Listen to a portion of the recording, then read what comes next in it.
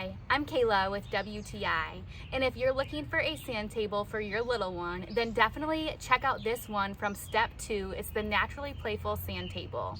We have had this one for at least over a year, and it's got a ton of use, and we still love it just like we did on day one. I love this little one because it's not sitting directly on the ground. I specifically got it because it was a table that my little one could stand next to. So he can easily move around it freely and play how he wants to.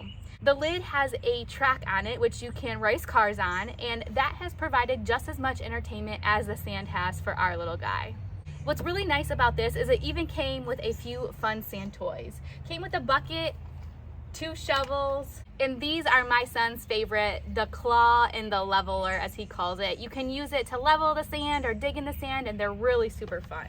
What's really nice about the lid as well is it has 2 elastic bands on the side and hooks on there so it's nice and secure. You don't need too much sand. 1 full bag of sand fills this up absolutely perfectly, and it's ready to go for your little one. I definitely recommend this sand table from Step2. We have loved it, but that's just our point of view.